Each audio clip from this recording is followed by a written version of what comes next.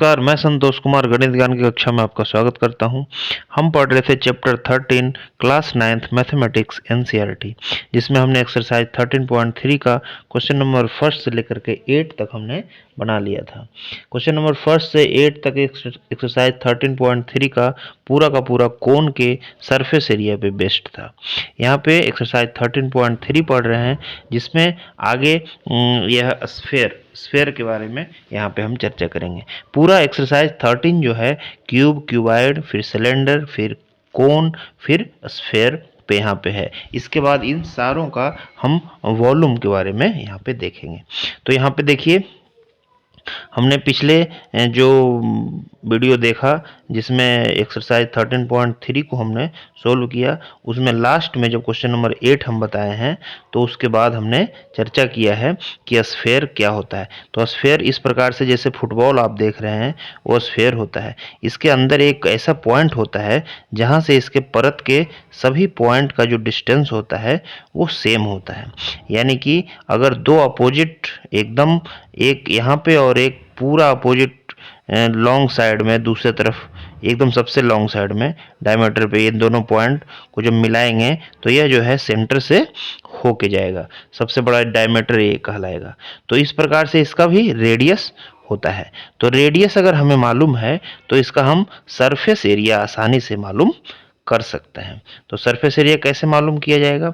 देखिए, जब रेडियस पता है तो हम इस गोले को अगर हम काटते हैं, हम प्रायोगिक करके, हमारे जो पहले के जो साइंटिस्ट लोग हैं, वह मैथमेटिशियन पहले से यह प्राप्त करके रखे हैं प्रायोगिक रूप से भी, और उसको फिर ग्राफ द्वारा और उसके द्वारा भी कैलकुलस का मेथड लगा के और ऐसे करके ये प्राप्त करके रखे हैं कि जब इसको पूरा तरीके से आप, एक गोल है, कोई भी फुटबॉल है, कुछ भी है, इसको अगर काट दो आप एक तरफ से और इसको पूरा पसार दो ऐसे करके, तो जो भी शेप इस प्रकार से जो बनेगा, शेप रेक्टेंगुलर और जिस टाइप का भी, तो वो शेप जो होगा वह क्या होगा?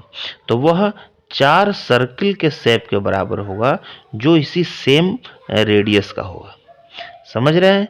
यानी कि अगर हम इस तरह से इसको, इस गोले को ऐसे बीच से काट दिया दोनों तरफ से, और दोनों जो हो गया, जितना बड़ा भी हो गया, 2 इस प्रकार से 4 बन गया, तो ये 4 सर्किल के बराबर होगा। वो आर जो रेडियस का जो 4 सर्किल बनेगा उसके बराबर होगा।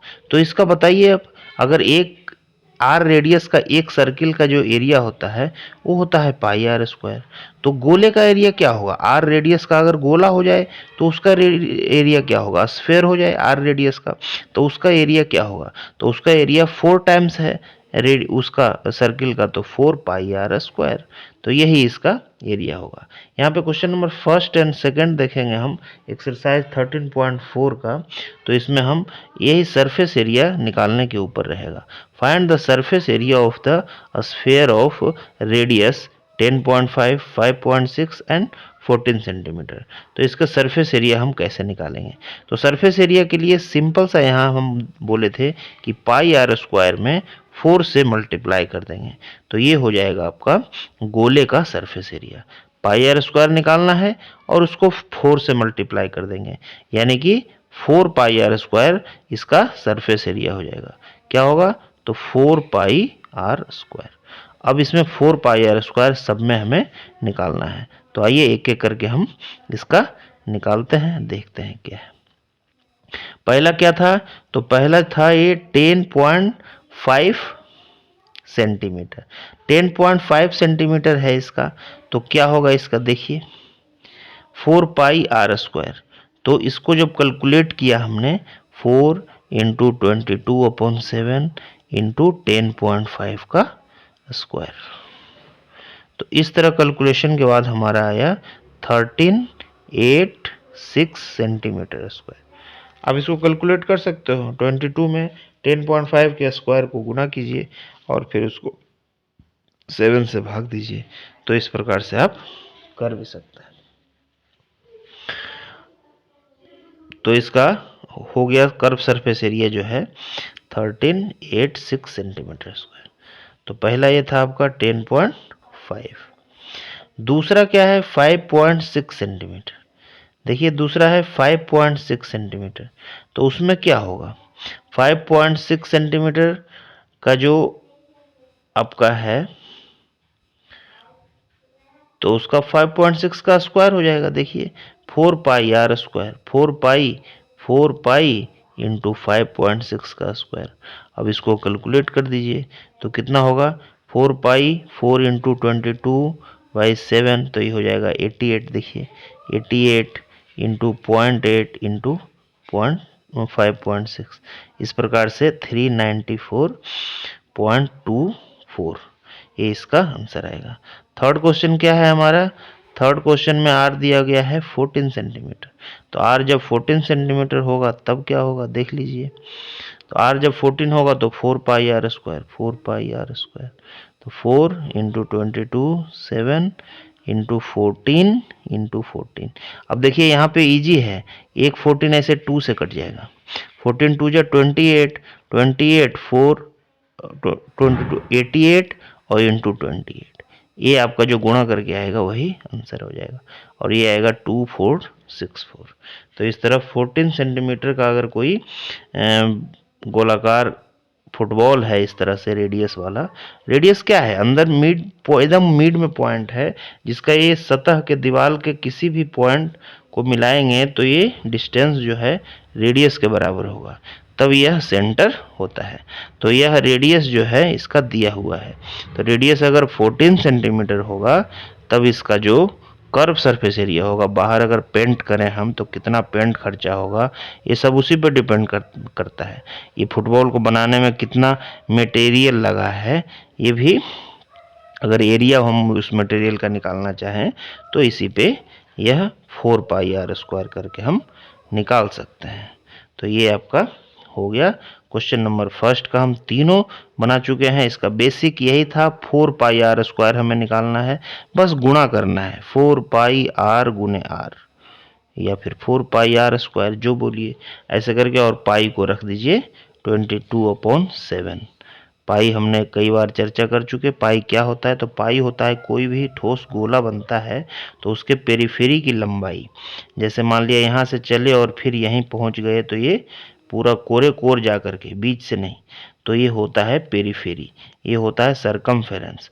सरकमफेरेंस की लंबाई जो है और उसको जब हम डिवाइड कर देते हैं इसके डायमीटर से, डायमीटर यानी अगर आधा डायमीटर का आधा को रेडियस बोलें तो डायमीटर हो जाएगा 2r, तो c/2r जो होता है वो पाई होता है। यानी हम बोल सकते हैं कोई भी गोल चीज़ है, कोई भी सर्कुलर चीज़ है, विड्थ है, तो उसका परिधि और उसका डायमीटर, सरकमफेरेंस एंड डायमीटर का जो रेशियो होता है वो एक कांस्टेंट होता है और वह पाई के बराबर होता है। तो इस प्रकार से पाई को हमने कई बार डिफाइन कर लिया है। अब यहाँ पे गोले का जो होता है, जो स्फेयर होगा उसका कर्व सरफेस एरिया होगा तो 4 पाई r स्क्वायर, मतलब एक सर्किल का एरिया है उसमें 4 से गुणा कर दीजिए। तो इस प्रकार आप समझ गए, इजीली बहुत आसानी से हमने समझाया है और अपने लेमन लैंग्वेज में हम इसको बताए हैं, इससे ज़्यादा आसान से तो हम नहीं बता सकते।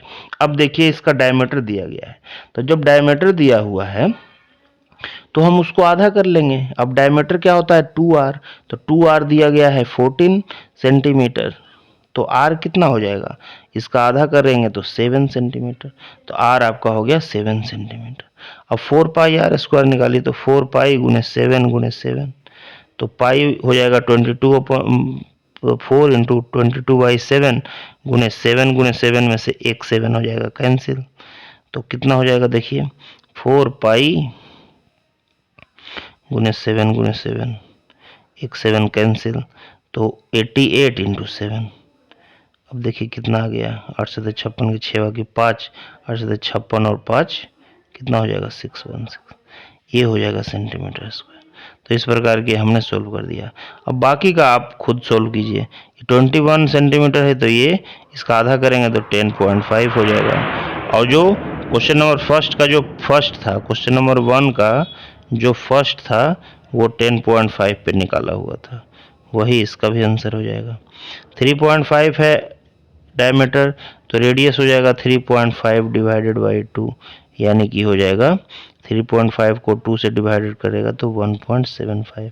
तो इस प्रकार से आप निकाल सकते हैं 4 पाई आर स्क्वायर, तो 1.75 का स्क्वायर।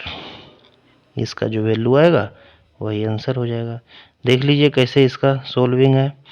तो इसका सोल्विंग में आपको क्या करना है, आपको करना है कि दोनों का आधा आधा निकालना है। जैसे देखिए 14 सेंटीमीटर था तो 14 का आधा 7 आ गया, 4 पाई 7 स्क्वायर, तो हमने बताया था 616 सेंटीमीटर स्क्वायर। फिर देखिए दूसरे का 10.21 है तो 21 2 आर हो गया 21, तो आर हो गया 21 डिवाइडेड बाई 2, तो ये हो जाएगा 10.5। और क्वेश्चन नंबर फर्स्ट वाल का जो क्वेश्चन का जो फर्स्ट था वही इसका आंसर हो जाएगा 1386।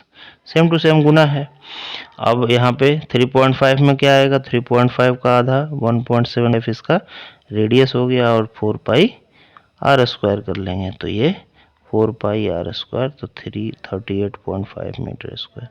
तो इस तरह से हमने देखा कि कैसे ये दोनों प्रश्न हमने सोल्व किया, और आप भी इस तरह से सोल्व कीजिए। आगे के क्वेश्चन नंबर 3 आप देखिए और उसको सोल्व कीजिए।